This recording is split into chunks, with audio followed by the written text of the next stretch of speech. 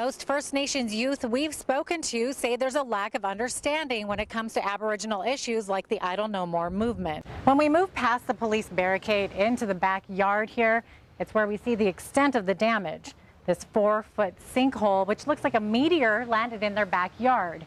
It caused the concrete to collapse, and even their gas meter ended up in their basement. You can see behind me, the interior is completely gutted. At least 30 fire crews have responded to this blaze. The university is prepared to house 400 evacuees from the flooded High River region.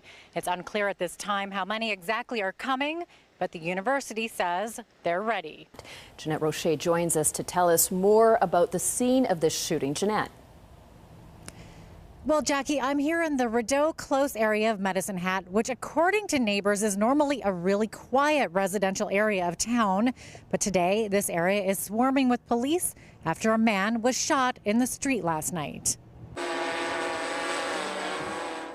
A remote control helicopter hovers over this Medicine Hat neighborhood, taking pictures, gathering clues as to why police shot a man in front of this house Monday night. Probably about 9:30, there was gunfire outside. We came out to see what was happening. Police say the man came out of the house armed with at least one gun. It's unclear if he fired at police. We saw the guy open the door and he had a big gun in his hand.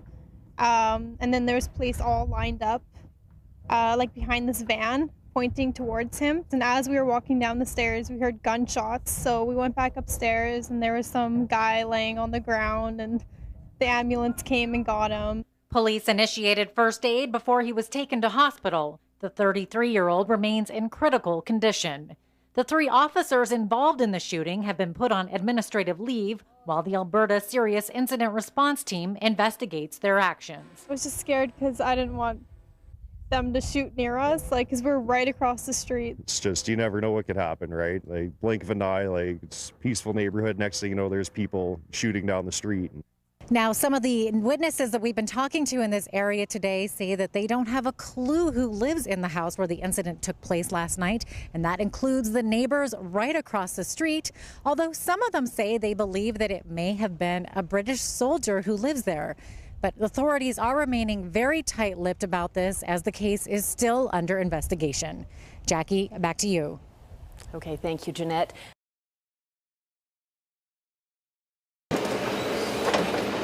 From shoveling dirt to pitching sandbags, a citywide effort is underway to prepare for what could be the worst flood this region has ever seen. I've been spared some of the direct pain of the floods, but certainly we all have friends and family and know well people who are affected. That's why Lee Little is pitching in. He's been working since early this morning to save his nephew's house. We're not sure how high the water's going to get, so he's working on the bridges right now to make sure they don't get washed out, so we're helping him out to make sure he doesn't lose his house. The volunteer effort here in this town has been nothing short of unstoppable.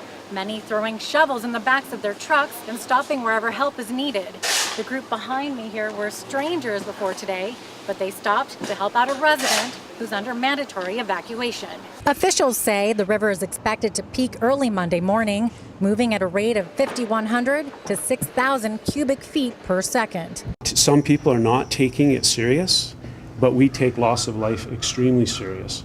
They need to leave the areas. There's a lawful order, and it needs to be followed. For the rest of the city, it's a time to watch and wait out this calm before the storm. Jeannette Rocher, CTV News, Medicine Hat. It's not the way they wanted to spend their first summer in their new home, but one Medicine Hat couple who was evacuated has been left with a huge mess and possibly no one to help clean it up. Jeannette Rocher has this report. Well, this much sewage everywhere. So everything got covered. All our pots and pans are all full of sewage. Brittany Meyer and her boyfriend Cody Weiss inspect the damage to their Medicine Hat home. The couple had just put $20,000 worth of renovations in before moving in just a few weeks ago. Then this happened. I lost it. I just started crying. It's like, that's not fixable. You can see the entire neighborhood was under about 2 feet of water, leaving their basement submerged in 8 feet of sewage. This is the line from where the sewage filled up. So where I'm standing right now, I would be completely under the sewage.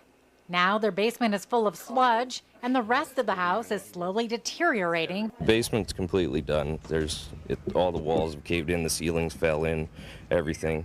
Upstairs, there was about, 8 inches of sewage in the entire upstairs. The house is now behind a gate and yellow police line. They haven't been allowed in to even begin cleaning. When we move past the police barricade into the backyard here, it's where we see the extent of the damage. This 4-foot sinkhole, which looks like a meteor, landed in their backyard. It caused the concrete to collapse, and even their gas meter ended up in their basement. Meyer and Weiss aren't getting any love from their insurance company because they aren't covered for flood damage. Meanwhile, they're being told the city won't allow them to rebuild on a lot this size. Well, if we have to tear this down, like, who's going to cover that? Is anyone going to cover that? Are we on our own? Like, where do we go from here? Their only answer might come from the province, which has put aside $1 billion for flood recovery victims. It's to try to help people get back to where they were pre-flood. So that's the goal of the program. So we're not there to create, something brand new. But until help arrives, the couple is stuck couch surfing with friends and staying at hotels and continually looking for answers. We're just in limbo. It's the worst feeling ever. Jeannette Rocher, CTV News, Medicine Hat. Well, so far, only about 30 evacuees have come to stay at the University of Lethbridge from High River. But that isn't stopping the community from welcoming them with open arms. Jeannette Rocher has this story. It's like God answered our prayers. Overwhelmed. For Shelley Skitch and Jim Townsley, having a temporary home in Lethbridge has brought some peace of mind. The couple was evacuated from their High River home last week and have been staying in the shelter in Nanton. That is until last night when they arrived at the University of Lethbridge. Well, the university's been fantastic. Fantastic food, fantastic staff. Although they haven't been allowed back into High River, they've heard their home is safe, but have no idea how long they'll have to stay here. It's just devastating down there. I mean, never been through anything quite like it, but never want to do it again. Devastation just takes a toll on you. Yeah. And the stress, mentally and physically. The university is prepared to house 400 evacuees from the flooded High River region. It's unclear at this time how many exactly are coming, but the university says they're ready. We put these units aside until August 2nd. So right now that's the plan, and again we can adapt and change and react as needed. The city has also stepped in and put together a care package for the flood victims: transit passes, library cards, passes to the museum, theater, and rec center. I would hope that if we went somewhere that, people would help us out, especially when you're dealing with such a, tragic situation. And for Jim and Shelley, these simple gestures are worth their weight in gold. The help is, I don't mean to cry, but greatly appreciated. Jeannette Rocher, CTV News, Lethbridge. Jeannette Rocher was there when the verdict came down this afternoon. Jeannette. Well, Jackie, the verdict of guilty on both counts was read just shortly after 3 p.m. today. The victims and their families, however, were not present during the reading of that verdict. The defense was hoping that Van Voorthuizen could remain free for the next 10 to 12 weeks before his sentencing, arguing that he's not a flight risk. Now, remember, this defendant was extradited to Canada to face these charges from Greece. Justice Nixon did order that he be taken into custody immediately. Now, here is what the Crown prosecutor had to say. Shelby Turner will represent Team Canada in Italy later this month. Jeannette Rocher has more. Most teenage girls don't spend their days ripping around a dusty track. And most don't have a floor-to-ceiling room full of trophies either. But this is Shelby Turner's backyard. And this is how she got so many of these. I definitely think that living on a farm and having the family that I do has probably helped me a lot. I mean, if I lived in town, I don't think I would be out riding as much as I do. The 18-year-old from Barron's has been riding a dirt bike since before she could pedal a tricycle. At the age of 2, Shelby's dad put her on her first motorbike, and she took off, literally. Jumping a 250-pound dirt bike takes a lot of commitment, a lot of focus, and a lot of practice. Is it a career I want her to do? No. Is it a career I want her to have fun with? Yes. The Turners are avid racers. These trophies don't all belong to Shelby. Her mom, Renee, and brother Avery share some of the space on the wall. For this family of 4, it's just a part of life. Already this summer, Shelby's raced several times, including the X Games in Los Angeles. And later this month, she's off to Italy, where she'll represent Canada in the International 6 Days Enduro race. Focus on racing for all 6 days and not getting hurt or wrecking anything. Speaking of wrecks, 2 years ago, a dirt bike accident left Shelby with a severed liver and damaged kidney. She had to spend 9 months off her bike, but it didn't stop her from getting back on. If you get in a car accident, are you not going to drive a car anymore? So that's the way I look at it. There's always a worry, no matter what you do. If you've got kids, you're always worried about them, so it's always good when they hit the finish line, that's for sure. Jeannette Rocher, CTV Sports, Barron's. Meanwhile, over in Brockett, a similar but even larger gathering stopped traffic for nearly half an hour in that region of the province. Jeannette Rocher reports.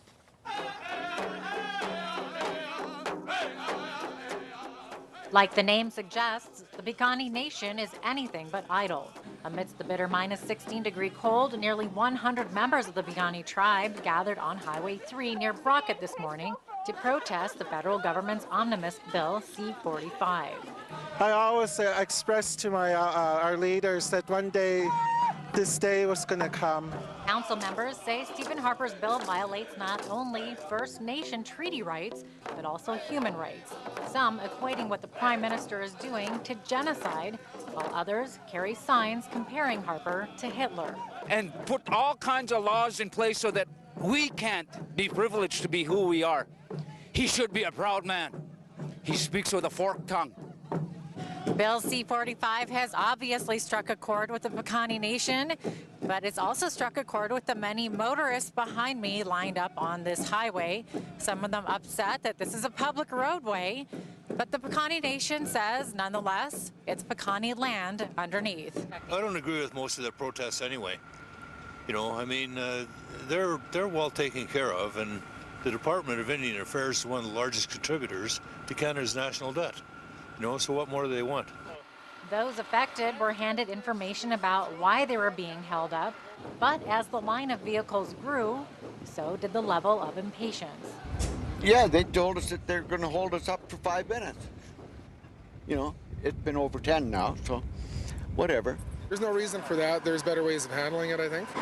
The delay is no good. What I would recommend right now is we shut the railroad tracks down and cut the power lines down too. Jeannette Rocher, CTV News, Brockett.